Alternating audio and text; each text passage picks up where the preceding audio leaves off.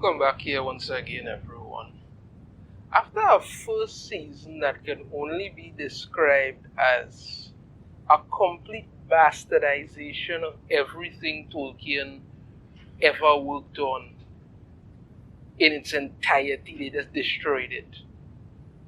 We get this article from Bounding Into Comics that says, new rumor claims Prime Video to completely reboot The Lord of the Rings of Power after creatively bankrupt first season.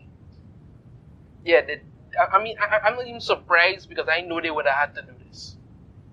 A new rumor claims that Prime Video will be completely rebooting The Lord of the Rings of Power following the creatively bankrupt first season, which chose to throw out Tolkien and replace it with intersectional feminism. That's entirely what they did. I mean, you had Galadriel. I think they insisted on pronouncing her name like that, or as more people may know her, Galadriel.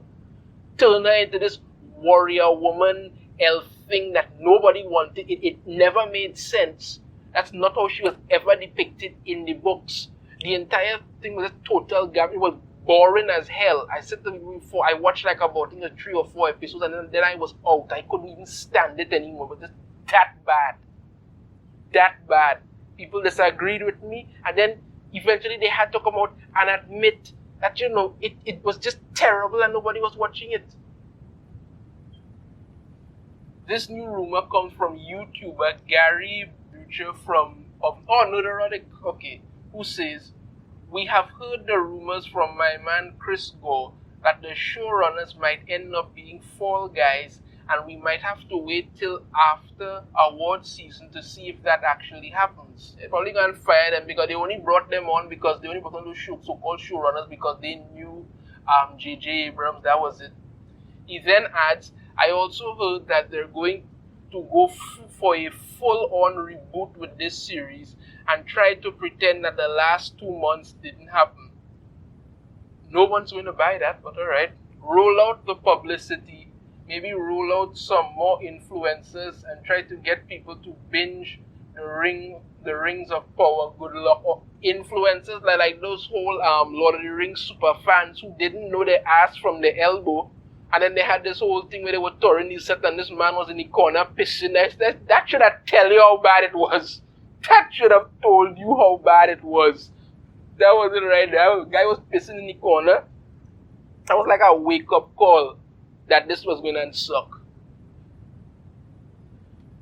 He went on to state, and to add to that, what if I told you that the Rings of Power did not start this way? Interesting. It was never meant to be a woke intersectional disaster. It didn't have not Gandalf. It didn't have repurposed hobbits.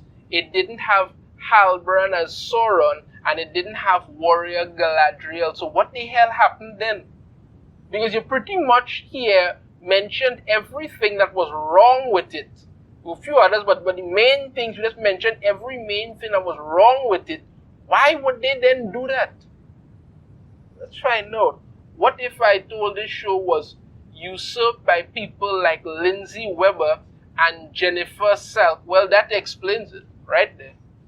And what if I told you that the fan attacks came from the top? Not surprising. More on that in my next Rings of Power video. It is, yeah, but I mean that's not surprising. I mean look at She-Hulk, for instance. Let's take She-Hulk for instance.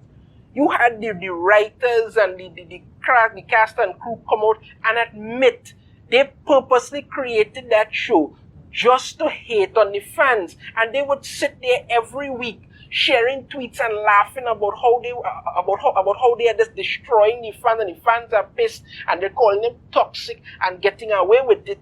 And then in the end, the big bad turned out to be the very fans that they didn't like and labeled it. So it's not something surprising to know. These people who run these companies, who run these things, don't like people, and they hire people who just don't like anything and want to push their own intersectional feminism and act like you're supposed to be happy.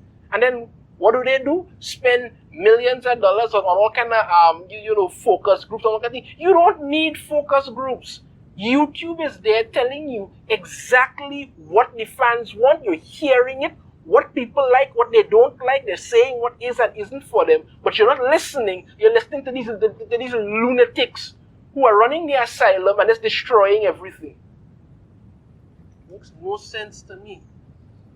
Bolstering the rumor he heard that Prime Video will reboot the series moving forward, he speculated the show will see massive viewer fall off in the second season. I don't even know if people will even tune in for a second season.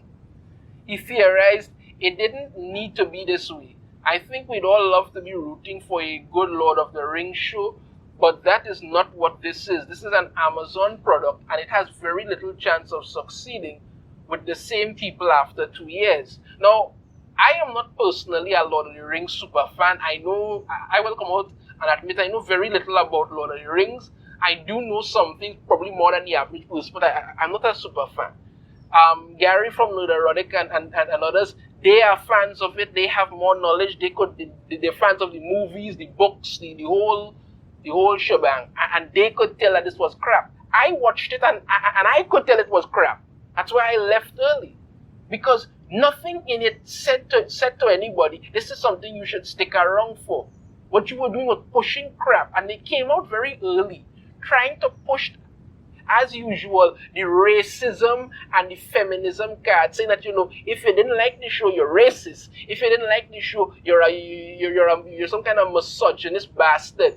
And what did it turn out to be? The whole race swapping that they were doing in the show, people weren't even concerned with that. Yes, it made no sense, and I've said so before. Tolkien's work is based in a certain time period, based in more in this culture that more Western Scandinavian culture. So there should be no black, brown, Chinese people. All things should be none of that. You cannot come out to say that you want to adapt this to this time. It doesn't work like that. If something is set in a certain time period, that is what you're supposed to do. Because if you produce some show or something based on a historical time period in Africa so many years ago, or how many hundreds of years or whatever, and I'm watching this and I'm seeing white people, Asian people, two men in a corner dragging up tongue, I want to know what this shit going on here. This doesn't make any sense. And people were right to be pissed about it. And when they came on and said that, if you didn't like the show, or you're a misogynist, it's not about misogynist. You pushed intersectional feminism into this thing. You turned Galadriel into a hated character. A literal hated character that nobody likes. The original Galadriel from the Lord of the Rings, people liked. I think Kate Blanchett was somebody who played her. People liked Galadriel. She was depicted as this stunning, beautiful, elven woman who was, who was instrumental in doing something. She was not a warrior. You could have made a series with her in it, and she didn't have to be a warrior. But no, you wanted to push this. The showrunners blatantly lied to everybody and told them that this is going to follow Tolkien's work, and then you flushed Tolkien's work down the toilet, brought out this crap, tried to hide the numbers to show that nobody was watching it, and now you're coming out to say that you may very well have to reboot the entire thing. And we're also finding out now that the main things that were wrong with it were not even supposed to be there, but were changed by the very women you hired to destroy everything else. Well, good for you. I'm guessing you're going to lose half of your audience in the first episode of season 2, he says, and it's just going to go down from there. I'm guessing you're going to end up a lot like Westworld, which just so happens to be another bad reboot product that just got cancelled, except the big difference is Westworld had a good first season. I watched season 1 of Westworld, I was never really interested in it. You might have had a chance if you just had a normal bad show and didn't attack the fans. Oh no, they have to attack the fans. It's important for them to attack the fans, because if they don't attack the fans, they can't turn around and claim afterwards that they're the victims and the fans are toxic. That's it. They need to attack the fans. But you did, and now you're going to suffer the consequences of the perfect failure because that's what this is. Yeah, it's a complete and utter failure. The one thing Amazon did right was everything wrong, he concluded. I couldn't have said it better. That's the one thing that they did right. Everything wrong about this. He also claims of rebooting the series moving forward echoes what film threat founder and industry insider Chris Gore said during an appearance on Midnight Edge in the morning.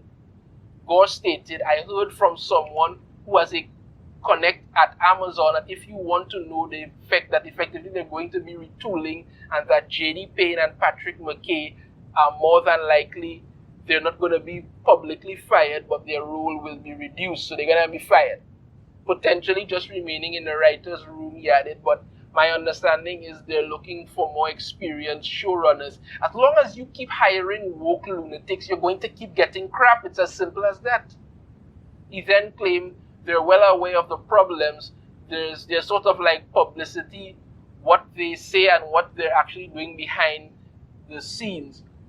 And what they're doing behind the scenes is they're freaking out that this was more of a failure than could have been anticipated.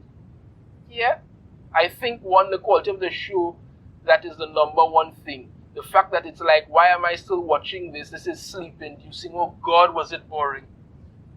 The second thing is the total rejection from fans. I can't believe that there has to be a few good people that remain and still like it. Nope.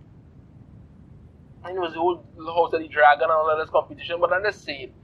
Following Gore's claim, a source contacted Bounding Into Comics and informed us that Prime Video plans on keeping Payne and McKay this season because they want Emmy Awards. How honorable of them. The source added sidelining them would spike any consideration in all categories. Yeah, I'm supposed to care.